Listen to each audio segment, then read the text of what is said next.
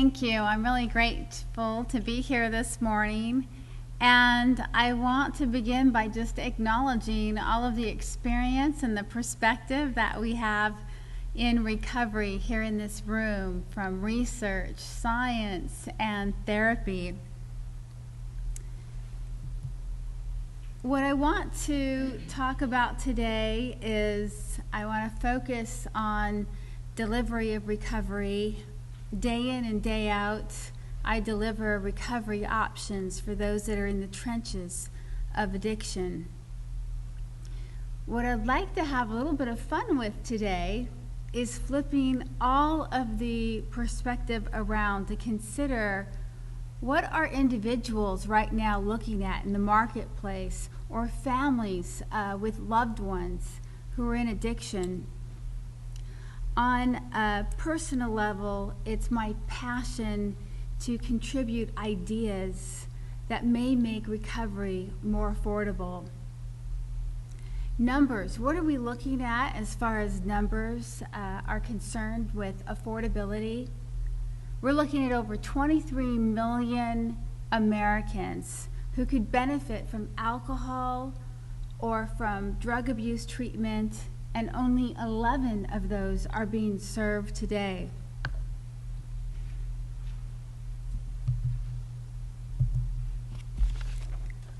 Okay, this discussion is going to move probably quite rapidly in about 30 minutes. And what I'd like to cover are current treatment models as well as behavioral science and how it relates to substance abuse at present and affordability.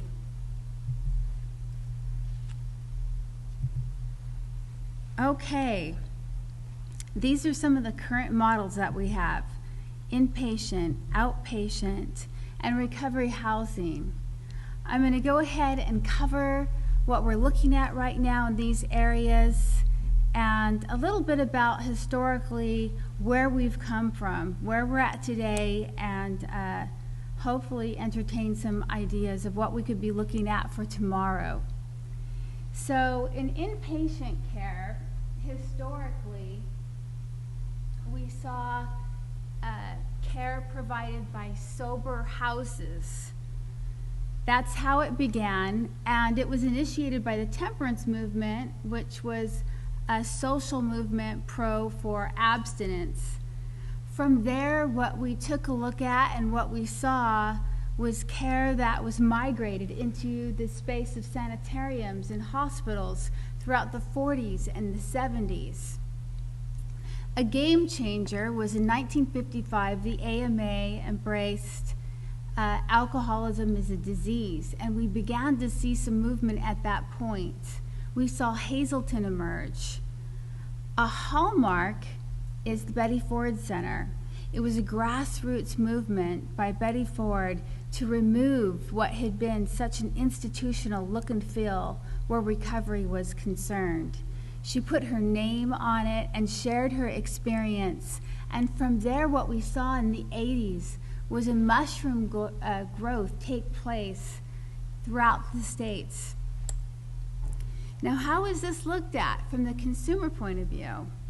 This is still looked at as the gold standard today, but there is clear positioning and metrics and criterion to be met here, and that's governed by ASAM and SASE.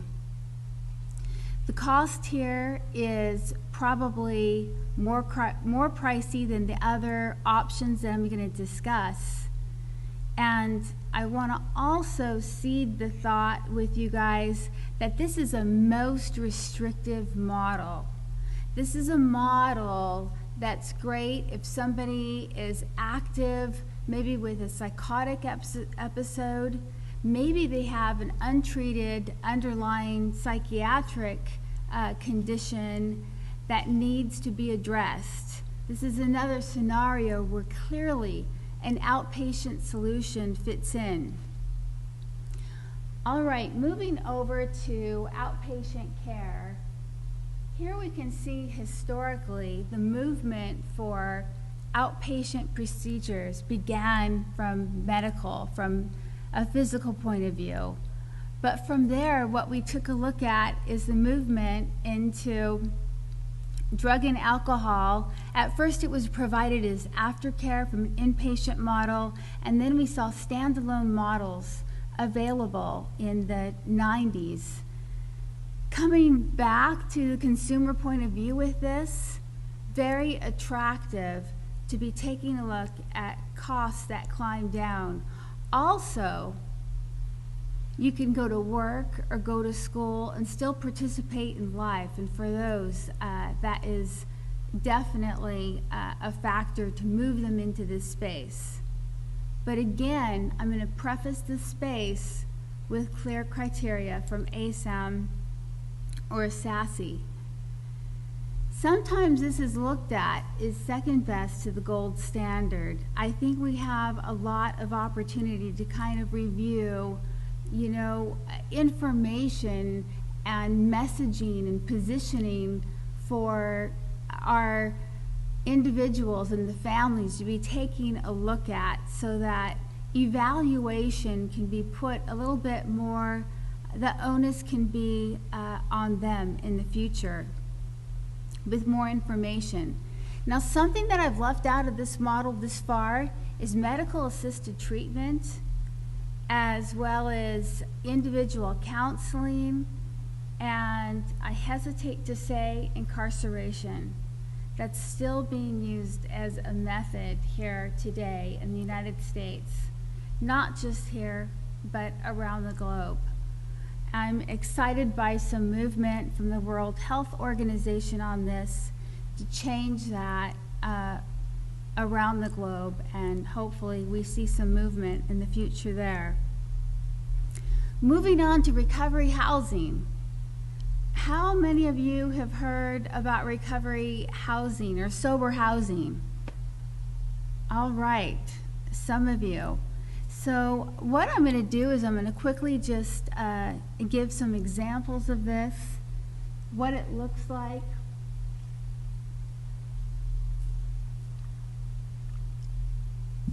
This began in the 1830s, run by religious institutions.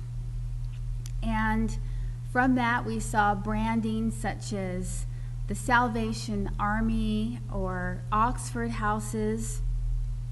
And some people wonder, so what exactly is a recovery house? Some refer to it as a therapeutic community, others as sober housing, and occasionally a recovery house can get confused for what's called a halfway house. A halfway house is for those who report into probation or parole, and those houses are staffed by correctional facility.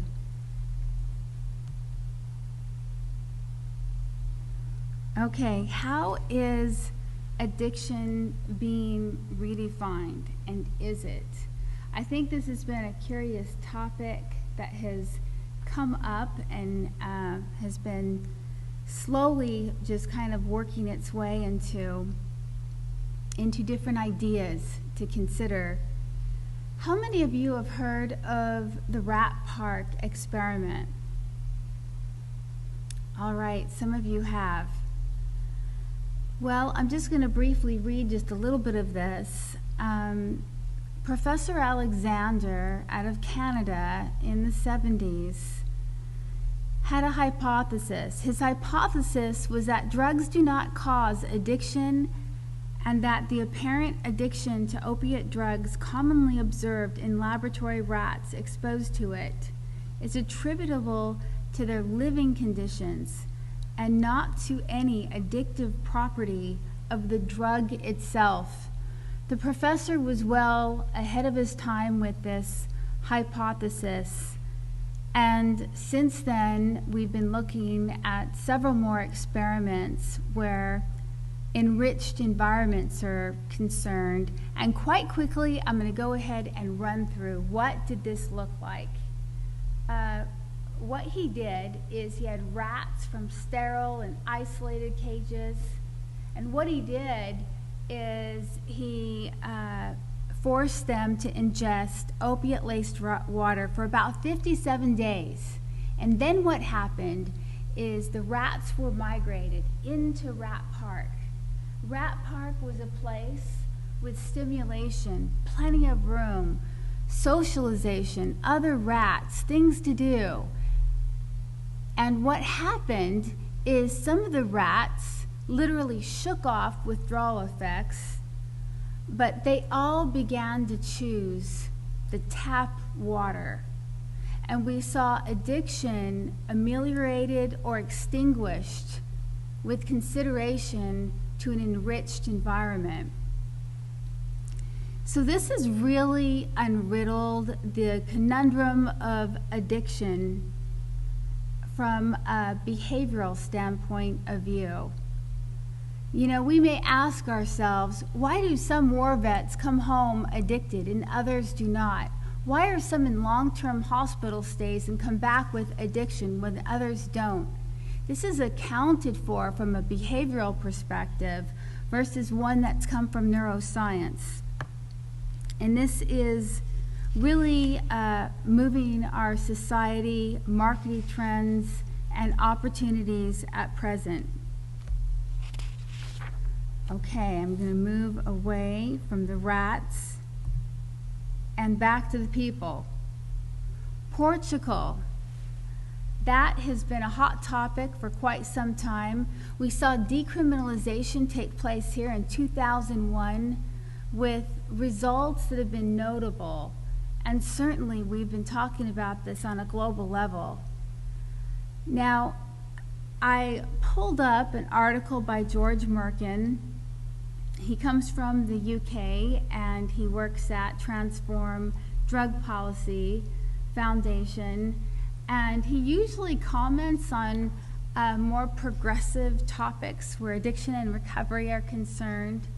And I pulled up his article on drug decriminalization in Portugal, setting the record straight, because he wanted to bring forward another perspective that's less talked about, and that is when decriminalization took place, Portugal had already planned ahead to reinvest in social reform, preventative drug programs, as well as a program to incent employers to hire compromised individuals in past and give them a guaranteed minimum wage. This is very interesting because what he managed to do, what Portugal managed to do, is really reconnect individuals who had been disconnected from addiction. I want to bring up another slide quite briefly. So what he wanted to display is the effects on Portugal and what happened and how they're lower from the European standard at present. And Portugal is highlighted in green there. I don't know how much you guys can see it, but what he wanted to show is the stats of how does it look, and this is a snapshot from 2014 in June, and we absolutely see a favorable reduction. And there was another point he brought up that was quite interesting. Is he said that we have decriminalization in about 25 other countries. And I went ahead and I looked at Italy, which is decriminalized drug use, and we still see high numbers. And another curious country for me to look at was the Czech Republic, because second to Portugal with liberalized drug views, definitely we look to the Czech Republic. And I went beyond this slide and I took a look at what comes out of the EMCDDA, and that's the European Monitoring Center for Drug Abuse and Addiction. So I went ahead and looked at a graph from them that provides information on opiates, and I still saw very high opiate use where Italy and the Czech Republic were concerned. So I really think he's made a valid point as far as environment, how much that makes a difference. Another viewpoint I want to bring in is from the neuroscientist Carl Hart, which probably several of you have heard of him. And he's quite popular with provocative views on drug use. And what I really enjoy often hearing and reading from him is how he reframes addiction. And he reminds us that the real problems that we have are about poverty, unemployment, and ignorance.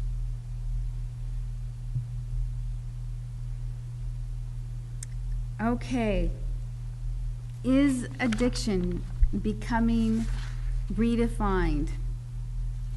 I want to bring up Psychology Today on this matter, because Psychology Today is really providing messages to the American people. They're the largest provider of referrals for facilities and for clinicians here in the States.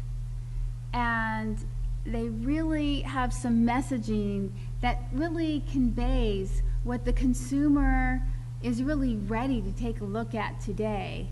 And I'm just going to read quite quick what's said. Now, I got this information as I went to Psychology Today homepage and went to Addiction Get Help. You get a definition, and then what you get further down on the page is the referral options come up right then. So this reads, however, most addictive behavior is not related to either physical tolerance or exposure to cues. People compulsively use drugs, gamble, or shop nearly always in reaction to being emotionally stressed, whether or not they have a physical addiction. Since these psychological-based addictions are not based on drug or brain effects, they can account for why people frequently switch addictive actions from one drug to another. So I'll stop at that, but what I liked about this outlook is this is what in America right now are individuals and families, what they're being primed for. They're being primed for more of a behavioral outlook than ever before. Neuroscience versus behavioral science.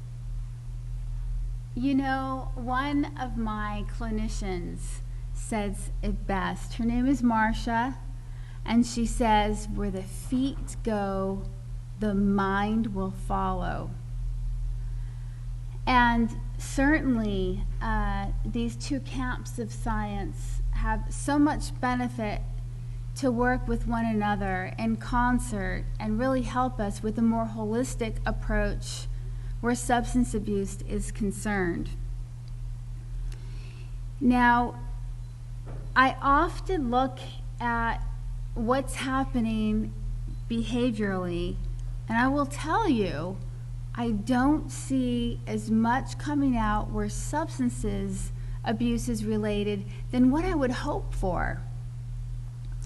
So I did a little digging, and I found something from Dr. Mark Lewis, and he blogs often and submits articles in Psychology Today. I'm just going to read briefly what he said on this matter. Dr. Mark Lewis is a neuroscientist, and he recently wrote an article, Behavioral Addictions versus Substance Addictions. Whether it's drugs, booze, sex, or gambling, the brain can't tell the difference. He wrote this article after he came back from an international behavioral conference.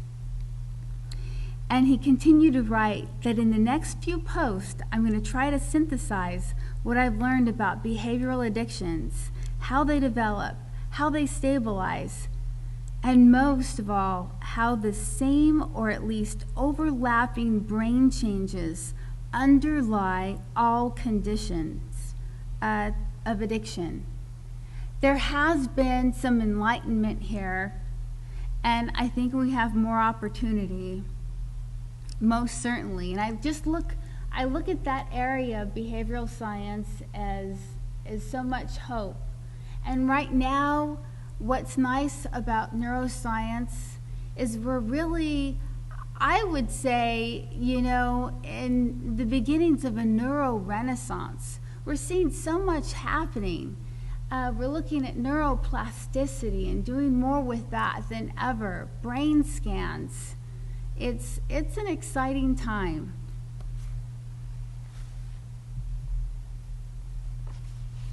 Working definition of recovery. Now, many of you in this room understand what the working definition here may look like. But I want to again flip this presentation around so that we can look at this as a consumer. When a consumer thinks about an individual or family, they kind of see this as a destination, the end in mind. It's a static image that they have in their mind. This is certainly dynamic, and it's absolutely a process and needs to be met in the continuum of care and services. Some individuals may have underlying conditions, or they may have suffered from chronic addiction. So when we're looking at those individuals, this process, 6, 9, 12 months, 24 months, it lasts a bit longer. And I want to take a look at some options here of what might augment care in that space of time.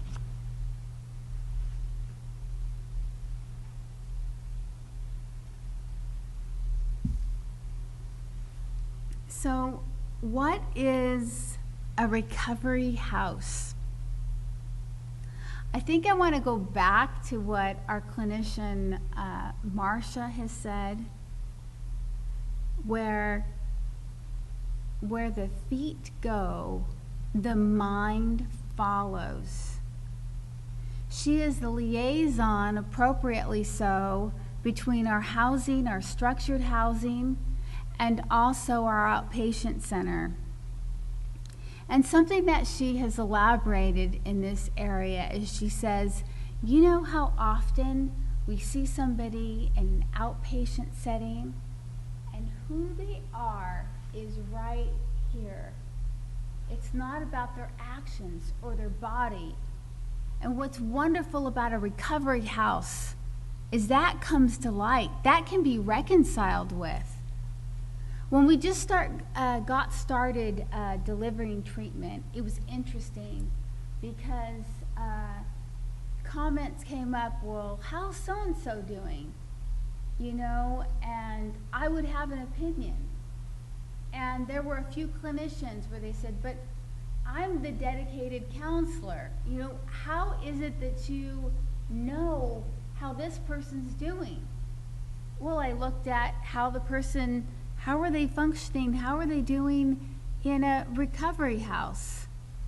That really also sheds so much light on where an individual is. Now, recovery housing is not compulsory at all in our program. It's an option. But I will tell you, our clinicians have really grown to appreciate the value of a recovery house because they've discovered what they know about somebody who's participating in a housing program in concert with outpatient. What they know is much more. They're able to serve the individual, and more is unveiled to the individual about where they're at. and we can support and accommodate with a little bit more wisdom in that manner. So a recovery house is a place where people begin to regain trust in themselves and others. And it's here that a spark takes place for them to get their life back. Now, in many cases, I'm going to switch over to the family. It's difficult to assimilate an individual who's had addiction or chronic addiction back into the house. And for that, a recovery house is so ideal. So in a recovery house, what we can do is we can take the accountability of helping with life skills and helping an individual become more responsible, slowly albeit, but we can take that on. And the best part of this platform, when you think about a recovery house, is that I'm able to reassure families that you will not need to continue to take on a caretaker role. All of your energy will be spent on connection. The most ultimate therapy from the family is love and connection. And so we focus on that when families engage and people engage in a recovery house. Now, slowly, what we begin to see in a recovery house is individuals seek natural rewards.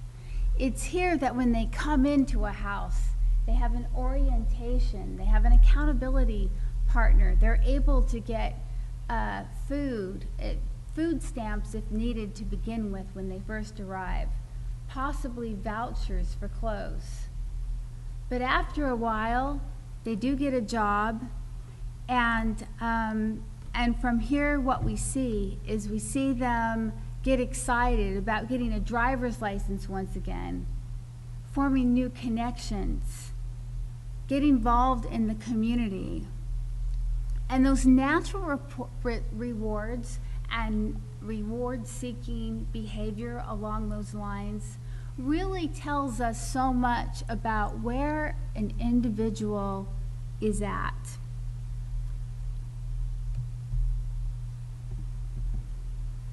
Okay, recovery house meeting. Now, eventually, everybody in the house becomes self-supporting and self-sustaining. And it's a wonderful thing. Slowly, they are given more responsibilities, not only in the house, but also they may have leadership opportunities that can take place. We have chores, but we also have supervision positions as well in the house. And the management team is made up of so many individuals with sustained recovery. And in fact, some recovery houses in different states require that the management is made up of those with sustained recovery, of individuals in the house, because we just see so much from that, from these individuals given responsibility and leadership.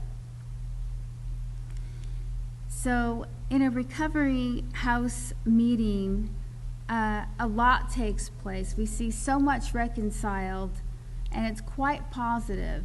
And occasionally it's here that conflict resolution takes place. There's so much social integration, opportunity, and everybody gets to talk about that. A lot of great things happen here. Now, another thing we try to do with recovery housing, and this is challenging. This is a challenging factor of recovery housing. We try to keep the rent low enough so that our residents can be self-providing. And what this does is this really allows for them to have cleaner and more authentic relationships with their loved ones. One of our houses have worked with drug court and pretty much exclusively for 4 years. And it was a rewarding experience all the way across the board. We worked with Sergeant Van Wagner, who oversees drug court, and this is what he said, how he commented on how the program went for about 4 years, and he's since retired. But he said, sober living properties. This is a little bit of a Q&A. What was asked of him is what made sober living properties a great choice for people involved with the drug court program. And he said it was affordable. It offered structure for people who needed it to thrive. People came to us with a latchkey mentality, and you gave them a place to call home. SLP. How did sober living properties make the biggest difference for people in the drug court program? Sergeant Van Wagner. People had a chance to be mentored or to be a mentor and give back to the community. Community reintegration was key, and while at sober living properties, each person got a chance to reintegrate through work and networking. After a while, it was like a light bulb turned on, and people were able to fix themselves. I saw people move on and not turn back. And I want to shed a little bit more light on this program. In this case, this is an example of where a recovery house was used without clinical touch.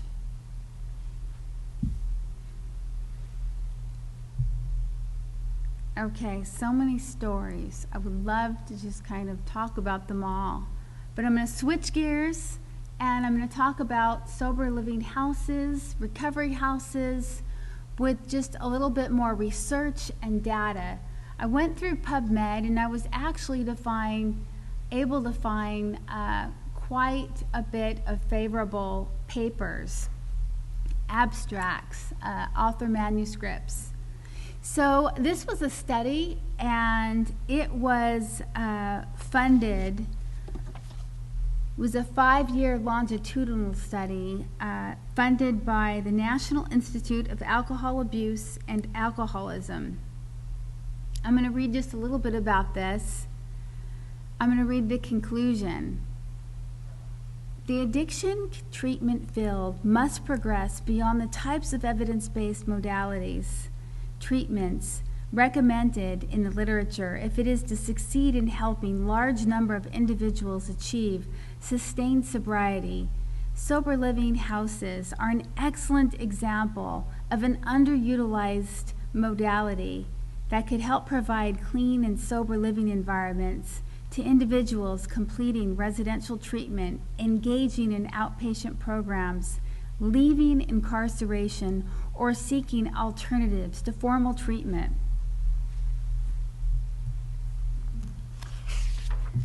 Okay, I am going to step up the model of what we could be looking at from a recovery house.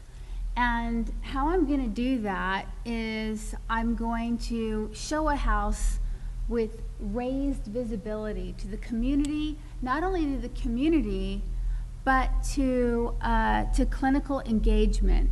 Clinical engagement could be an outpatient center, it could be individual counseling, it could be day treatment, what have you. But what we see here is we see a management team, we see house accountability, where drug testing and so much is concerned. Feedback here can go to clinical. On the clinical team, we have program accountability, and we have feedback that can go straight back to house management. Now, I'm a big believer in visibility because I think that that raises the quality of care, and it's very much motivating to all of us on an individual level, but also on a collective. We collect feedback in each of the houses from individuals that goes to the manager, but I also have set in place anonymous feedback so that we can have a real idea of what's going on in that area.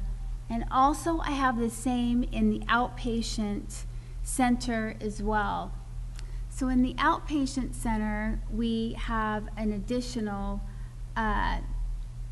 test, and it's called the ACORN, where it's a corroborative outcomes measure. This is a great example to kind of show what's the difference, what takes place in recovery housing, what's the focus maybe versus outpatient care.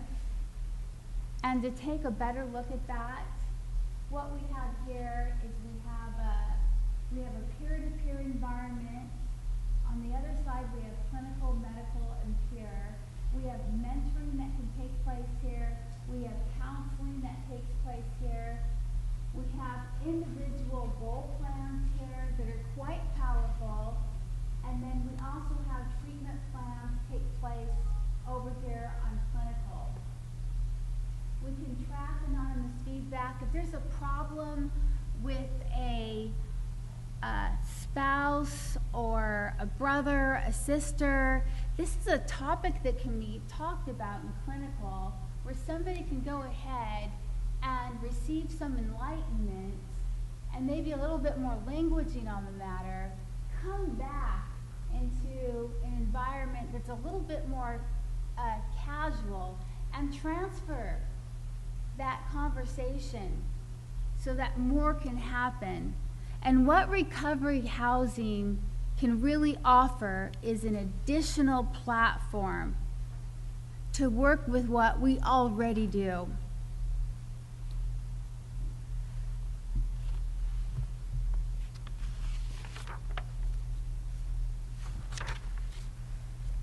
Okay, I'm going to move on just a little bit. And what I also want to talk about quite brief before we wrap up here is the idea of where we're at with integrated health care. And I first bring this up on a pure medical model that's really focused on physical health, maybe hospitals at present. And where I go to for information is Michael Porter, who works with Harvard Business School. And what he shares with us, and he has integrated healthcare models globally, is that what we need to do is we need to look at how value equals patient health outcomes per dollar spent. We should measure outcomes for every patient and measure the actual cost of patient care. And he suggests that if we were to take a look at the whole cycle in advance, what we could do is we could include known comorbid conditions and add that in to the process in the beginning. And I think we have a ways to go where outcomes are concerned in the medical arena, and I definitely think we're probably going to follow a little bit behind. I'm excited for that to eventually happen, because right now I've personally have Googled, how do you know as a consumer when to go to outpatient or when to go to an inpatient center? Now, that's pretty simple. I'm not comparing two inpatient centers and I'm not comparing two outpatient centers. But right now, value is concerned and tied into outcomes. We have a little bit of improvement to do, because right now the positioning for a consumer is not very clear. Okay, I'm going to move over here and talk about some of what's on our final slide. and that is evaluate care. Now, this is just Renee being a bit ideal for just a moment. What I would like to see is care evaluated maybe by a neutral party in the U.S., less influenced by insurance or businesses that may self-promote. And I'm not saying that all do, but some can. And this makes it really difficult for a consumer to really take a look at their options with a clear light. I'm an absolute advocate of least restrictive model because that's what's evidence-based. That really, there's a lot to be had in that space. Now, no doubt, we need inpatient care for more restrictive use. I don't know that that will ever go away, and I'm certainly supportive of the positioning there because it's quite solid and quite needed. But I would like to see a little bit more as far as general assessments and maybe a neutral party for people to just talk about what are the options. Because right now, consumers are just left to Google. Take a look at the internet. The marketing messages are all from the business perspective. Okay, I'm going to just kind of move away from that subject and go into where we're looking at medical and inpatient, recovery house, and community. And I want to take a look at maybe this wide continuum from the angle of recovery house, and what that would look like is right now. We talked about a comprehensive use with outpatient, but also a recovery house really does attenuate care. And what I love to see is the inclusion from medical services for those people that I've seen in our houses. It's been more routine, more regular, where they can go ahead and be treated for their underlying conditions. Med management, naltrexone, what have you, can happen there. I've also seen so much propelled where community is concerned when we think about the persistent touch between a recovery house and community.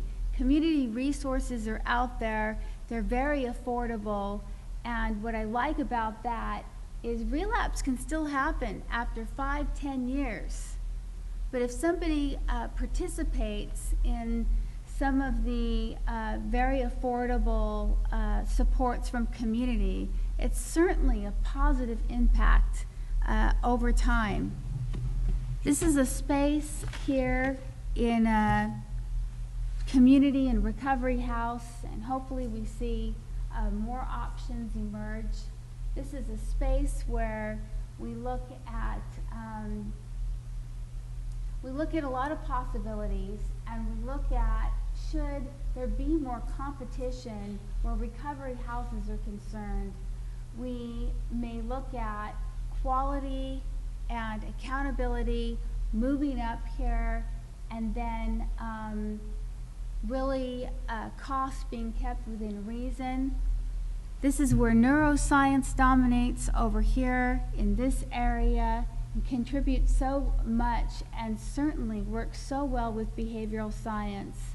And in the home model here, there is a lower total cost of ownership when somebody may participate in what we're seeing on the behavioral side. So with this, I just really want to express my gratitude for being with all of you today and at this conference. And I want to leave with a quote from Mother Teresa, who says that there is more hunger in the world for love and appreciation than for bread.